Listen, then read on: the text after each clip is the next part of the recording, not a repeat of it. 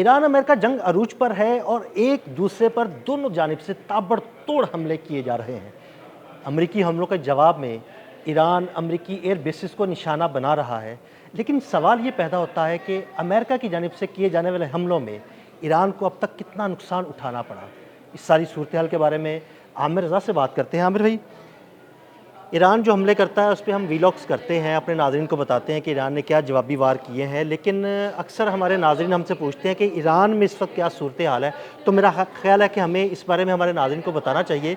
हमारे नाज़रीन को ये बताइएगा कि इस वक्त जो अमेरिका की जानिब से हमले किए जा रहे हैं, उसके बाद ईरान में सूरत हाल क्या बन रही है? देखिए, पहली बात तो ये है कि ईरान जो हमले करता है वो करता है जो अस्करी पॉइंट्स हैं या अस्करी अड्डे हैं, जी बिल्कुल, फ़ौजी अमेरिकी एयर अड्डे हैं, बेसिस पर। अमेरिकी फ़ौजी वहाँ पर हमला करता है। जबकि अमेरिका की तरफ से सेंटकॉम की तरफ से आज एपिक फ्यूरी का 11वां जी बिल्कुल। उन्होंने एयर स्ट्राइक्स जो हैं उनको ख़त्म किया है और बमबारी जो कर रहे हैं वो सिविलियन आबादियों के ऊपर कर रहे हैं। सिविलियन इंफ्रास्ट्रक्चर इंफ्रास्ट्रक्चर को जो है निशाना उसको बनाया जा रहा नुकसान पहुँचाया जा रहा है।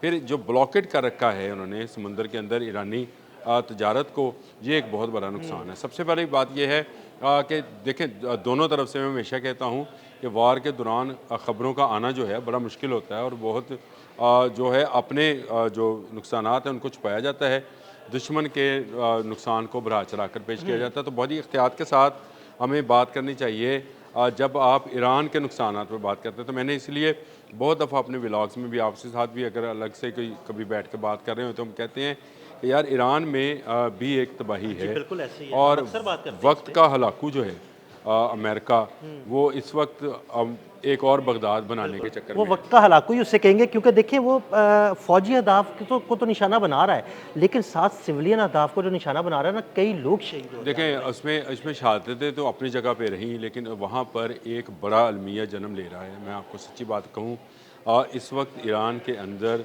सबसे बड़ी शॉर्टेज अद्वियात की है।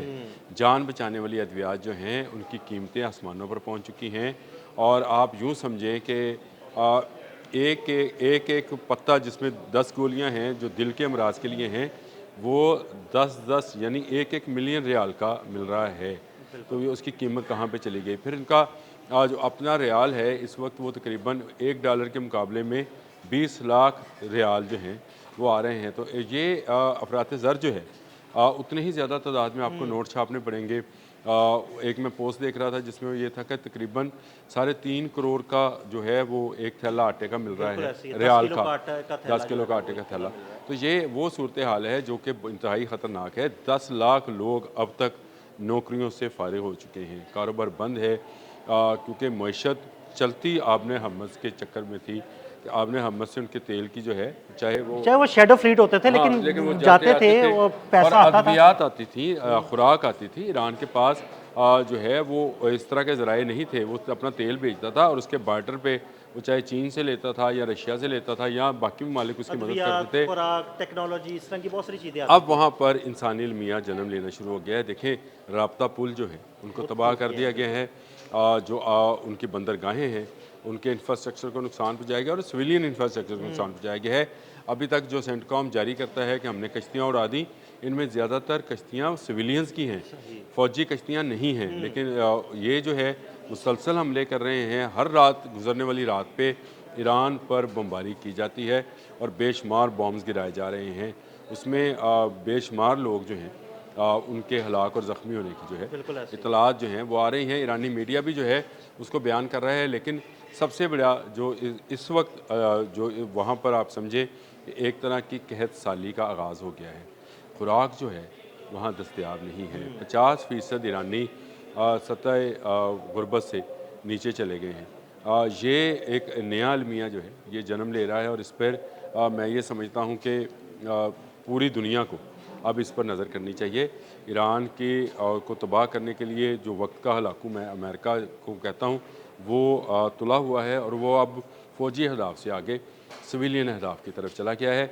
और अगर ये जंग जो है मज़ीद फैलती है तो फिर वो उनके भी पानी के ज़खायर, उनके ऑयल के ज़खायर जो हैं वो भी बिल्कुल। निशाने पर आ सकते हैं। उसके जवाब में फिर मिडल ईस्ट में भी ऐसा ही जवाब दिया जाएगा। तो ये जंग वसी होते होते बहुत बड़े इंसानी अलमी को जन्म देने वाली है। इसको इस वक्त रोकना चाहिए। देखें, अंतोनियो गुतेरेस ने तो ये बात कही, अक़वाम मुत्तहिदा वाले ने, कि ये जंग जो है इसको अभी रुक जाना चाहिए, और एक तरह से जंग रुक भी गई थी, लेकिन 7 जुलाई को अमेरिका ने दोबारा से हमला करके इस जंग को मज़ीद भड़का दिया। पासदारान इनकलाब उसी का तुर्की ब तुर्की, और आपने कहा लेकिन वो अमेरिका तो इल्ज़ाम लगाता है, देखिए जी हमने हमला किया, जब वो ऑयल टैंकर्स पर हमला किया ईरान ने, तो उसके बाद हमने जवाब में हमला किया। अमेरिका ये इल्ज़ाम लगा रहा है। देखिए ये बात तो 6 जुलाई की बात कर लेते हैं। 6 जुलाई को एक ऑयल टैंकर पर हमला होता है, और उसकी खबरें आज भी आप निकाल लें तो वो है कि अननोन प्रोजेक्टाइल बिल्कुल। किसी जगह नहीं था। ये मेरा ख्याल ये है, तो अमर भाई ये फास्ट ट्रैक ऑपरेशन ही हो सकता ना, जानबूझ के जवाब बनाने के लिए ऐसा किया गया हो। आपको जहन में लाएं कि जब सऊदी अरब पर रामको की बंदरगाह के ऊपर अगर एक गिरा था ड्रोन, तो उसको ईरानी ड्रोन शुरू में कहा गया, बाद में कहा गया ये पता नहीं है कहाँ से आया, ईरान ने उसकी तरदीद कर दी थी। तो मुझे लगता है कि ये कतर के जहाज़ पर ऊपर जो जिसका आप जिक्र कर रहे हैं, उस पर जो हमला हुआ है ये भी फॉल्स फ्लैग था, लेकिन उसकी सज़ा ईरान के मासूम लोगों को नहीं मिलनी चाहिए। देखिए जंग है तो आप जंग ज़रूर करें।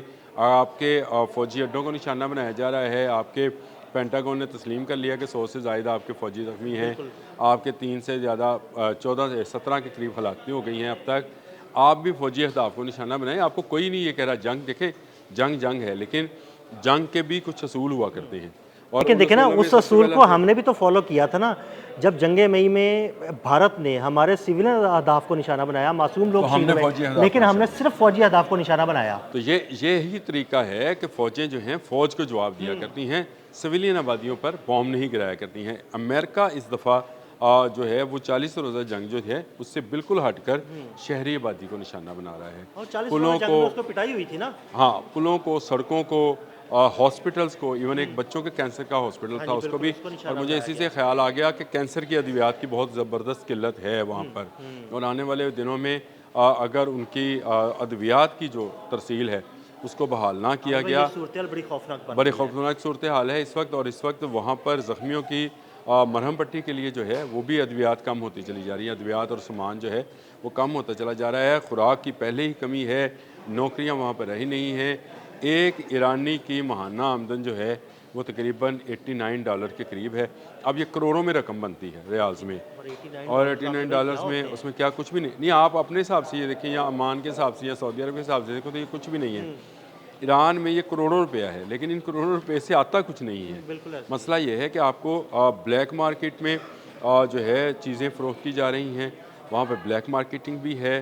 फिर उसके साथ साथ एक रिपोर्ट के मुताबिक जो कि ईरान इंटरनेशनल की है कि जली अद्वियात का काम भी जो है वो भी ज़ोरों पे है, क्योंकि बहुत सारे अद्वियात में पेट्रोकेमिकल्स की जो चीज़ें हैं वो भी शामिल की जाती हैं, और उसकी जो बहुत सारे प्लांट्स हैं उनको ऑलरेडी तबाह किया जा चुका है।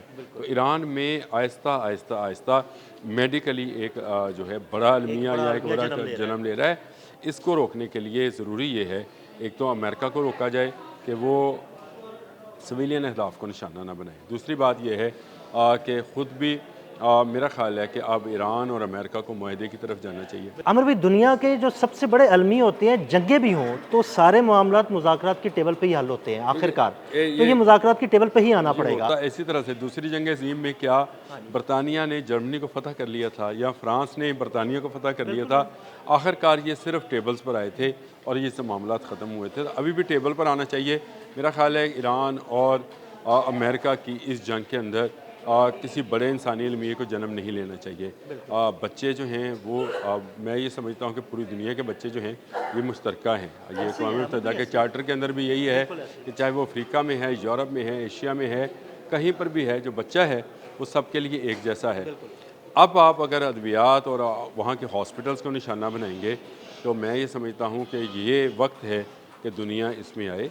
चाइना और रशिया को अपना किरदार अदा करना चाहिए, दो बड़ी सुपर पावर्स हैं, और यूरोप को जो कि इंसानी हकूक़ की बहुत अलमबरदार बनती है, मुझे वहाँ से आवाज़ नहीं आती है कि ईरान को बचाने के लिए कोई आ रहा है। ईरान पर अमेरिका हमलावर है, ईरान किसी दूसरे मुल्क पर हमलावर नहीं है। तो ये एक मैं ये समझता हूँ कि इस वक्त ईरान में जो तबाही है उसके जो मनाजर इस वक्त उनके अपने मीडिया के ऊपर हैं, हमसे वो नहीं देखे जा रहे। मैं ये भी कहता हूँ कि ये सिर्फ 10% है। हाँ जी बिल्कुल। 90% शायद वहाँ पर भी मीडिया कंट्रोल्ड है, 90% शायद हम तक वो चीज़ें नहीं पहुँच रही हैं। बहुत सारे ऐसे इलाके हैं जनूब में जहाँ पर बड़ी तबाही जो है बिल्कुल। हर आने वाले दिन के साथ जो है ईरान के जुनूब में वो फैलाई जा रही है, लेकिन उसकी ख़बरों को इंटरनेशनल मीडिया इसलिए बाहर नहीं लाता है ताकि वो जो बात हम कर रहे हैं कि इस वक्त वहाँ पर बच्चों की, औरतों की, बुज़ुर्गों की ज़िंदगियाँ ख़तरे में हैं और वक्त का हलाकू उन पर टूटा हुआ है, इसको किसी न किसी तरीके से रोका जाए।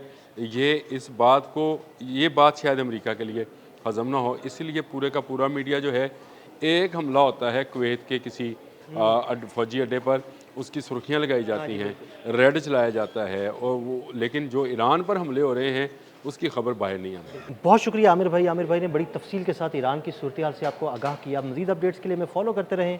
अदील अहमद और आमिर रज़ा को इजाज़त दीजिएगा। अल्लाह हाफ़िज़।